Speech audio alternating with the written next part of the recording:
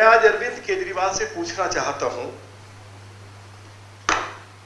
कि आपने दिल्ली के लोगों से वायदा किया कि हम दिल्ली के लोगों को 24 घंटे क्लीन वाटर उपलब्ध कराएंगे। आज दिल्ली की आधी आबादी को जल बोर्ड का पीने का पानी उपलब्ध नहीं हो पा रहा है, और जो पानी उपलब्ध कराया जा रहा है जल बोर्ड की रिपोर्ट के मुताबिक वह दूषित है, पीने के लायक नहीं है। उस पानी को पीकर लोगों के पेट खराब हो रहे, किडनी और लीवर खराब हो रहे हैं। अरविंद केजरीवाल की सरकार पिछले 8 सालों में एक भी वाटर ट्रीटमेंट प्लांट नहीं लगा पाई। अरविंद केजरीवाल की सरकार को हिमाचल से भी गंगा जल लेके आना था, मुरादनगर से भी 150 एमजीडी पानी लाना था, और अरविंद केजरीवाल की सरकार ने यह भी कहा था कि हम यमुना के किनारे जो किसानों की खेती बाड़ी की जमीन है उसको किराए पर लेकर, और जब बरसात होगी तो जो बरसात का पानी यमुना में बह जाता है, गड्ढे खोदकर गड्ढों में पानी स्टोर करके उसको ट्रीट कर दिल्ली के लोगों को उपलब्ध कराएंगे। उस दिशा में भी कोई कदम अरविंद केजरीवाल की सरकार ने उठाया नहीं। इन्होंने कहा कि लगभग हम 250 रेनी वेल लगाएंगे पल्ला के, और सोनिया विहार के आसपास एक रेनी वेल लगा नहीं। ये हाल है दिल्ली जल बोर्ड का। डीटीसी की एक बस ये खरीद नहीं पाए। अरविंद केजरीवाल मुख्यमंत्री बने थे, उन्होंने कहा था कि दिल्ली को 15,000 बसों की आवश्यकता है। अरविंद केजरीवाल बताया क्या उन्होंने डीटीसी के लिए 8 साल में एक कोई बस खरीदी है? 300 इलेक्ट्रिक बसें केंद्र सरकार ने या हमारे यशस्वी प्रधानमंत्री आदरणीय श्री नरेंद्र मोदी जी ने दिल्ली के लिए उपलब्ध कराई हैं। डीटीसी हजारों करोड़ रुपए के घाटे में चल रही है। अरविंद केजरीवाल बताएं कि पिछले 8 सालों में उन्होंने दिल्ली में एक नया हॉस्पिटल खोला हो। 1000 मोहल्ला क्लिनिक्स खोलने की बात कही थी। 350 मोहल्ला क्लिनिक्स आज काम कर रहे हैं, लेकिन उनमें जो डॉक्टर्स काम कर रहे हैं या अन्य स्टाफ काम कर रहा है उसको सैलरी नहीं दी जा रही, दवाई नहीं है, टेस्ट नहीं हो पा रहे हैं। ये मोहल्ला क्लिनिक्स की हालत है। अरविंद केजरीवाल बताएं कि दिल्ली में उन्होंने कोई एक नया फ्लाईओवर बनाया हो पिछले 8 सालों में। एक आश्रम चौक पर एक अंडरपास बनाया है जो पिछले कई सालों से उसके निर्माण का कार्य चल रहा है, वो अभी तक पूरा नहीं हुआ। एक छोटा सा अंडरपास है। अरविंद केजरीवाल बताएं कि वो बार बार ये कहते रहे हैं कि हम दिल्ली में पेरिस और लंदन जैसी सड़कें बनाएंगे। आज पीडब्ल्यूडी की सड़कें टूटी पड़ी है, उधड़ी पड़ी है। जब गाड़ी चलती है तो डस्ट उड़ती है, जब डस्ट उड़ती है तो सबसे ज्यादा दिल्ली उसी से प्रदूषित होती है। अरविंद केजरीवाल बताएं कि ये जो पेरिस और लंदन वाली सड़कें आप बनाने की बात कर रहे हैं उसकी शुरुआत आप कब करेंगे? अरविंद केजरीवाल बताएं कि WHO ने हमें यह सर्टिफिकेट दे दिया कि दिल्ली दुनिया की सबसे ज्यादा प्रदूषित राजधानी है। तो आखिर दिल्ली को प्रदूषित राजधानी, जो सबसे ज्यादा प्रदूषित राजधानी घोषित कर दी गई है, उसको प्रदूषण से बचाने के लिए आखिर अरविंद केजरीवाल की सरकार ने क्या कदम उठाए? उन्होंने 16 स्मोक टावर लगाए, 14 तो लगे ही नहीं, 2 लगे वो चालू नहीं हुए। तो ये तो अरविंद केजरीवाल को बताना पड़ेगा क्या नरेंद्र मोदी जी ने इसमें रुकावट पैदा की है? अरविंद केजरीवाल को यह बताना पड़ेगा कि मोदी जी की सरकार ने तो यमुना की सफाई के लिए 2,500 करोड़ रुपया दिया, और केंद्र सरकार बराबर आपसे हिसाब किताब मांग रही है कि आपने 2,500 करोड़ रुपया कहां खर्च किया। आप यमुना की सफाई नहीं करवा पाए। आपने दिल्ली के लोगों से वायदा किया था कि हम 2020 में दिल्ली के लोगों को यमुना में डुबकी लगवाएंगे। अब एनजीटी ने यह कार्य दिल्ली के ऑनरेबल एलजी को दिया, उनकी अध्यक्षता में। अब यमुना की सफाई का काम करने का जो कार्य तेजी से शुरू हो रहा है। मैं एनजीटी के प्रति और दिल्ली के लेफ्टिनेंट गवर्नर के प्रति आभार व्यक्त करना चाहता हूं, और मुझे उम्मीद है जो 2,500 करोड़ रुपया मोदी जी की सरकार ने यमुना की सफाई के लिए दिया है वह पैसा अब खर्च हो जाएगा। अध्यक्ष जी ने कहा है स्कूल्स के बारे में, शिक्षा के बारे में। एक नया स्कूल नहीं खुला 8 साल में, 50 स्कूल्स बंद कर दिए गए। बाकी चर्चा अध्यक्ष जी ने की है। अरविंद केजरीवाल से पूछे, वही आपने वायदा किया था दिल्ली के लोगों से, मैं दिल्ली में नए 20 कॉलेज खोलूंगा, क्या एक नए कॉलेज खोल पाए? अध्यक्ष जी ने बिल्कुल ठीक कहा है कि जो दिल्ली सरकार के कॉलेजेस हैं उसका जो टीचिंग स्टाफ है, नॉन टीचिंग स्टाफ है, पिछले 6 महीने से अरविंद केजरीवाल उसकी सैलरी नहीं दे पा रहे हैं। अरविंद केजरीवाल कहते हैं कि मेरा वर्ल्ड क्लास एजुकेशन मॉडल है। देखिए तो रिकॉर्ड पे है, नेशनल परफॉर्मेंस ग्रेडिंग इंडेक्स में दिल्ली 8वें नंबर पर है और 10th क्लास का जो रिजल्ट आया वो 80% था और हम 13वें नंबर पर थे पूरे हिंदुस्तान में। तो बार बार झूठ बोलना कि हमारा वर्ल्ड क्लास एजुकेशन मॉडल है, तो मैं इसको स्वीकार करने के लिए तैयार नहीं हूं। अरविंद केजरीवाल ने पिछले साल रोजगार बजट पेश किया, आप लोगों ने भी वो रोजगार बजट पढ़ा, और अरविंद केजरीवाल ने यह कहा कि हम 20 लाख लोगों को रोजगार देंगे, हम दिल्ली की 5 बड़ी मार्केट्स को रिडेवलप करेंगे, उसके लिए 400 करोड़ रुपया रखा। अरविंद केजरीवाल बता दें कि उन्होंने एक नया पैसा जो है वो दिल्ली की मार्केट्स को रीडेवलप करने के ऊपर खर्च किया हो, या 20 लाख लोगों की बात छोड़िए, उन्होंने 20 लाख लोगों को रोजगार दिया हो।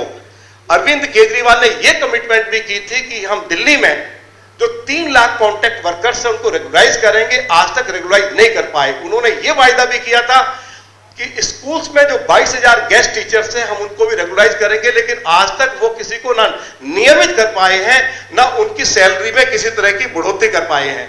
अरविंद केजरीवाल ने पिछले 1.5 साल से ओल्ड एज पेंशन बंद कर रखी है और 2018 से लेकर आज तक कोई नया आवेदन नहीं लिया गया है, नई पेंशन नहीं बनाई जा रही है। यह अरविंद केजरीवाल का हाल है। उन्होंने गांव के लोगों से वायदा किया हम लाल डोरा बढ़ाएंगे, किसी एक गांव का लाल डोरा बढ़ाया नहीं। उन्होंने कहा हम किसान की जमीन यदि एक्वायर करेंगे तो कम से कम 5 करोड़ रुपया एकड़ के हिसाब से मुआवजा देंगे। अभी हाल ही में निजामुद्दीन के बगल में एक नंगली रजापुर गांव है, उसकी जमीन एक्वायर हुई है। 26 दिसंबर 2022 को अरविंद केजरीवाल ने 22 लाख रुपए प्रति एकड़ के हिसाब से किसान की जमीन को खरीदा है। यह है अरविंद केजरीवाल की किसानों के प्रति सहानुभूति कही है, या किस तरह से किसानों को लूट रहे हैं उसकी चर्चा भी मैं करना चाहता हूं। जितने भी सीसीटीवी लगे हुए हैं, फ्री वाईफाई सारे बंद पड़े हुए हैं, आप जाके जानकारी ले लीजिए।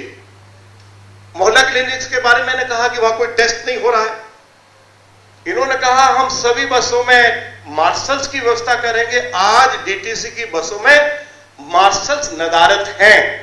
अब वो आरोप लगा रहे हैं मोदी जी के ऊपर कि वो हमारे विकास के कार्य को रोक रहे हैं। अरविंद केजरीवाल, मैं आपको चुनौती देना चाहता हूं, आप जिस चैनल पे चाहें, जहां चाहें, आप चर्चा कर लें। जब मोदी जी की सरकार ने दिल्ली के चारों तरफ पेरिफेरल रोड बनाई, उसके ऊपर जो कुल लागत आई है उसका 20% लागत दिल्ली सरकार को वहन करनी थी। एक नया पैसा अरविंद केजरीवाल की सरकार ने कंट्रीब्यूट नहीं किया। क्या मोदी जी ने दिल्ली के चारों तरफ पेरिफेरल रोड बनाकर दिल्ली में जो 60,000 ट्रक्स रोज आते थे और दिल्ली और ज्यादा प्रदूषित होती थी, तो उन ट्रक्स की एंट्री बैन हुई या नहीं हुई? तो मोदी जी ने यह दिल्ली को तोहफा दिया या नहीं दिया? मैं पूछना चाहता हूं अरविंद केजरीवाल से, उन्होंने कोई दिल्ली में कोई एक पार्क बनाया हो? मोदी जी की सरकार बदरपुर में 885 एकड़ जमीन पर दुनिया का सबसे बड़ा इको पार्क बना रहे हैं, जिसमें सफारी भी है, चिड़ियाघर भी है, जिसमें साइकिल ट्रैक भी है, जॉगिंग ट्रैक भी है, योगा सेंटर भी है। देश विदेश से अगर टूरिस्ट आएगा, हेलीपैड बनाया जा रहा है जिससे कि हेलीकॉप्टर वहां उतर सके, एनवायरमेंट ठीक होगा, प्रदूषण का स्तर नीचे आएगा और हजारों लोगों को रोजगार मिलेगा। अरविंद केजरीवाल, ये मोदी जी ने दिल्ली को दिया है। मैं अरविंद केजरीवाल से पूछना चाहता हूं, क्या आप तो दिल्ली में कोई सड़क बना नहीं पाए? आज मोदी जी की सरकार की बदौलत दिल्ली के लोग मेरठ 40 मिनट में पहुंच रहे हैं।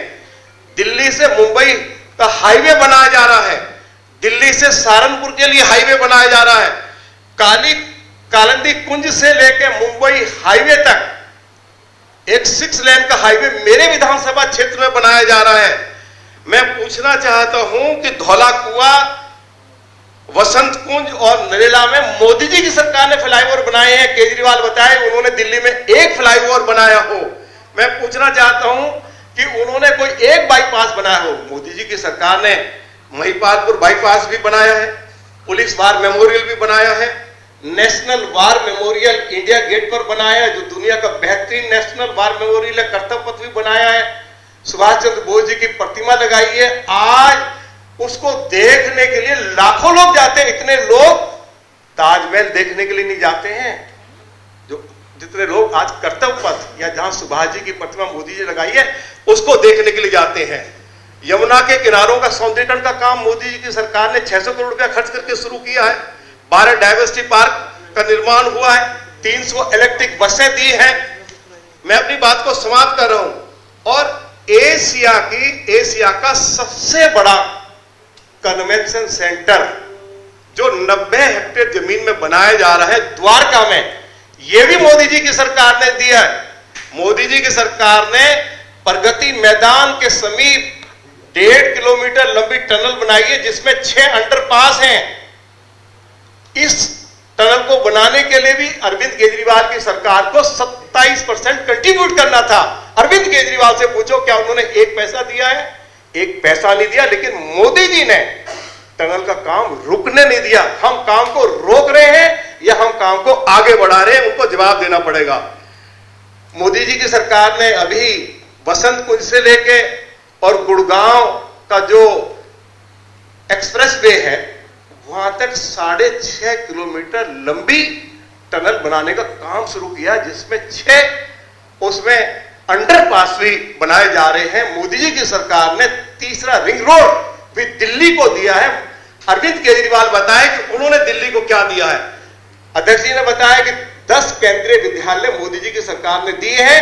अरविंद केजरीवाल एक स्कूल नहीं दे पाया। जैसे मैंने कहा कि 50 स्कूल बंद किए गए हैं। मोदी जी की सरकार ने अनऑथराइज्ड कॉलोनी के लोगों को मालिकाना हक दिया है। मोदी जी की सरकार ने जहां झुकी वही मकान 3000 फ्लैट्स बनाकर झुकी झोपड़ी के लोगों को दिए हैं। 50,000 दुकानों को फ्री होल्ड किया है। मोदी जी की सरकार ने जब कोरोना महामारी के समय में हर गरीब आदमी को 8 किलो गेहूं, 2 किलो चावल मुफ्त उपलब्ध कराया। और आज भी मोदी जी की सरकार 72 लाख लोगों को हर महीने 4 किलो गेहूं, 1 किलो चावल मुफ्त उपलब्ध करा रही है। मोदी जी की सरकार ने दिल्ली के अंदर सैकड़ों जन औषधि केंद्र खोले जहां लोगों को बहुत सस्ती दवाएं उपलब्ध हो रही है। मोदी जी की सरकार ने खोखा पटरी वालों को 10-10 हजार रुपए की आर्थिक सहायता देकर इज्जत और सम्मान के साथ रोजी रोटी कमाने का उन्होंने मौका भी दिया। लेकिन रुकावट किसने डाली है? अरविंद केजरीवाल बताएं कि दिल्ली में आयुष्मान भारत योजना आपने क्यों नहीं लागू होने दी? विधानसभा में मेरे सवाल के जवाब में उन्होंने कहा था कि विधुरी जी, हम दिल्ली में आयुष्मान भारत योजना को लागू करेंगे। अगर वो लागू हो जाए तो कोई आदमी बीमार हो जाए तो 5 लाख रुपए तक का मुफ्त इलाज मोदी जी की सरकार की ओर से हो जाएगा। तो रुकावट तो आप डालते हैं। प्रधानमंत्री आवास योजना आपने दिल्ली में लागू नहीं होने दी। अगर किसी गरीब आदमी के पास मकान नहीं है तो 4 लाख रुपए की आर्थिक सहायता मिलती है। दिल्ली में यदि मोदी जी की सरकार गरीबों के लिए शौचालय बनाना चाहते थे, उस योजना को आपने दिल्ली में नहीं लागू होने दिया। तो मैं इन्हीं शब्दों के साथ मैंने आपको बता दिया है कि अरविंद केजरीवाल की सरकार हर मोर्चे पर विफल हुई है। दुनिया की सबसे ज्यादा भ्रष्ट सरकार है।